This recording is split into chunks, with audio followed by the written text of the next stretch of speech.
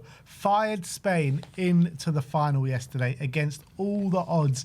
Everyone was saying, yeah, this is going to be a walk in the park for France. I think a lot of people underestimated the power of Spain yesterday in the game. And Pedro Porro, man of the match performance, goal, fantastic goal as well, which is his second of the tournament, his first 2 goals for his national team as well.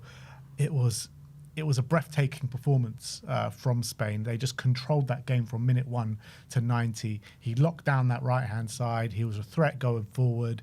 And now, because they won, that means a Spurs player is guaranteed to win the World Cup for the 3rd time in a row, which I believe is a Premier League record.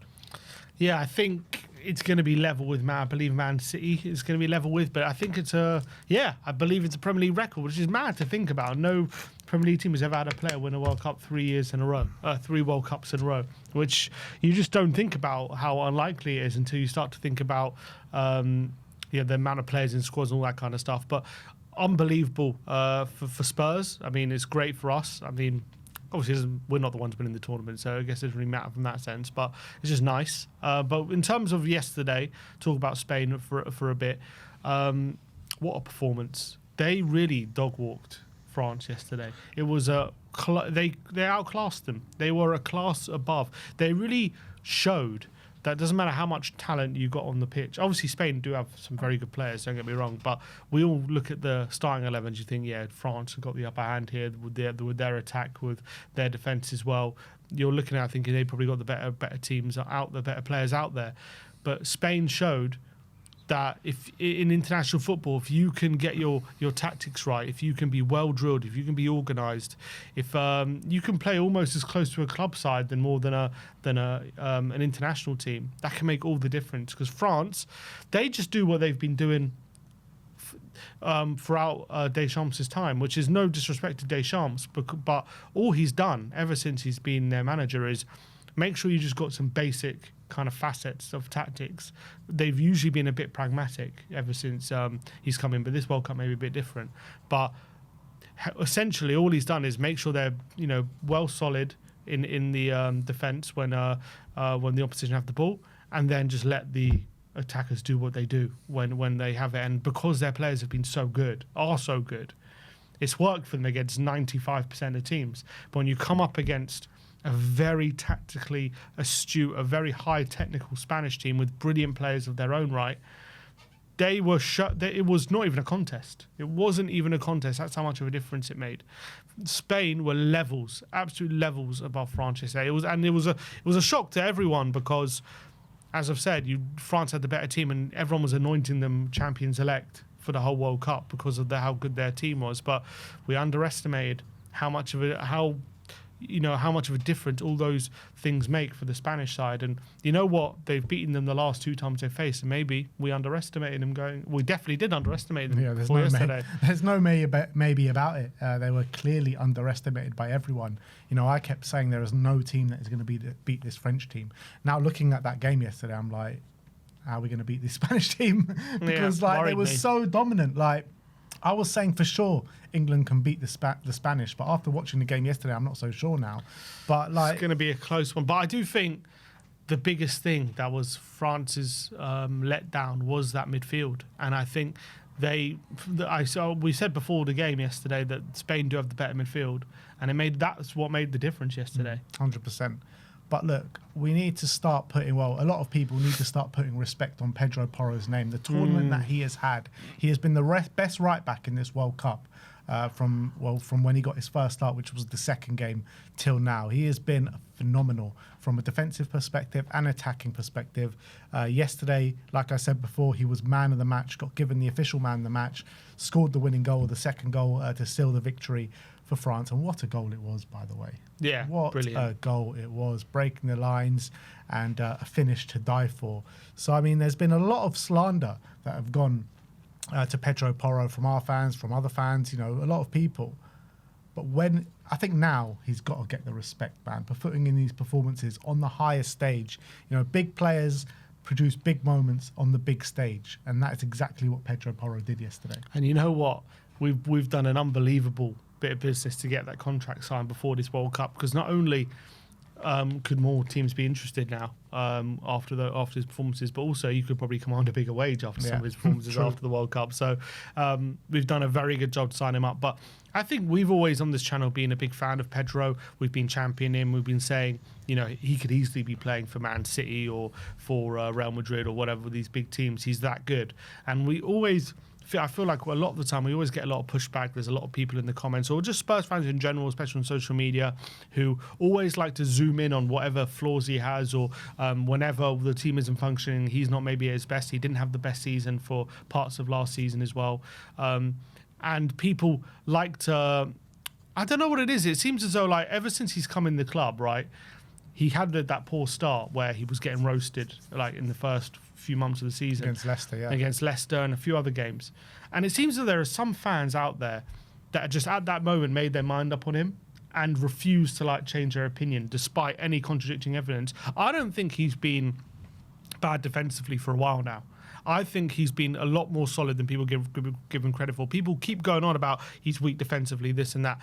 That guy locked down Barcola and Dua yesterday like it was nothing. And in fact, he was the one making the running, and he was able to lock them down at the same time. You watch that goal they scored. The whole team build-up was literally going through Porro. The whole goal, you watch it from start to finish, I think it was like 25 passes or something ridiculous. It was a brilliant team goal. But Porro was right at the hub of the whole goal, starting from the back into the middle and obviously finishing up the move as well. It's a phenomenal goal, and Pedro Porro was right at the heart of it. What a performance. What a World Cup he's having. He's had 2 goals in this World Cup as well. I think he can do everything. He's a phenomenal player. He's incredible on the ball. Look, I'm not going to sit here and say he's like the best defender in the world, but he's a good defender. He is not a liability like people like to claim. And you put him in a settled team, you put him in a functioning team, he will be considered, he should be considered one of the best right backs in the Premier League. He is that good. He is that good. There's nothing he can't do. And people who all for some reason like to say we should sell him, he's bad defensive, he's a liability. I think they're eating their words right now, because this guy is just putting a man of match display in a World Cup semi-final against France of all teams, and there's no denying his quality now. Yeah, look, I think it's fair to say, at times he did struggle last season with the tactics that we had, and we didn't put him on a pedestal or a place to shine because of our tactics. But you look at the tactics that Spain have, put him in a progressive team, playing to his strengths, he will flourish. And that's exactly what De Zerbi will bring to him. Yeah, a team that likes to keep possession, a team that likes to control the game with possession. That's exactly what Porro likes to do. And all Frank had him doing was spamming passes down the line. That's pretty much what his whole game was. And then all of a sudden, everyone's getting on his back.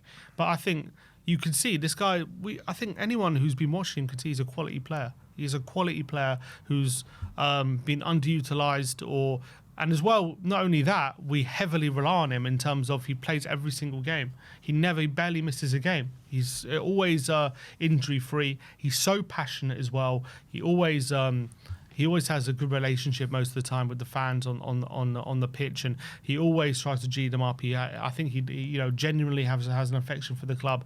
I don't think over his time he's been getting the love he truly deserves at Tottenham. And obviously it shouldn't take a World Cup semi-final for fans to realise that. But let's see next season under De Zerbi.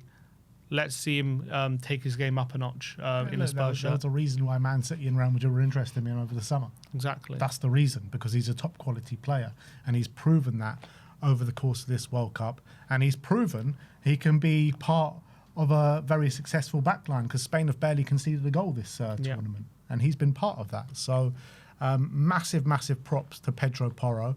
And now here's the long list of Hugo Lloris in 2018.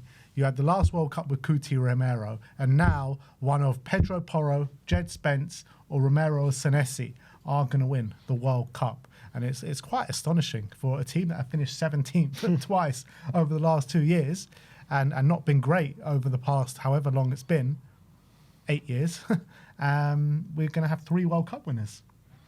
Yeah, obviously, yeah, it's mad to think about, but obviously It doesn't quite work out like that because we weren't 17th when the other World Cups were happening. So it's not like you compare those teams to then. But yeah, I mean, not only that, very important players. You know, Romero has been an absolutely massive player. We had the French captain when he won it.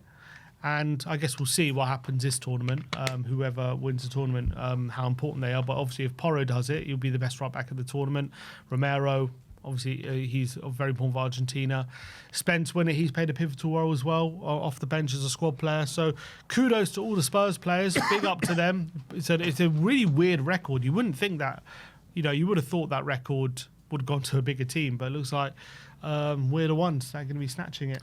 Yeah, I think they all would have played massive roles. Like you mentioned, Lloris was the captain of France, had a great tournament, albeit he did make a few mistakes, was it, in the final? Yeah, made one in the final. But all in all, he had a great tournament. Coutinho Romero was the best centre-back at the World Cup, and it looks as though right now, you've got to say Spain are probably the favourites to win the tournament, and we would be looking at the best of the best. In terms of a defender, in terms of backline, you've got to say he's probably one of the standouts of the whole tournament. Yeah. So we won the World Cup. Have we won the World Cup? We have won it.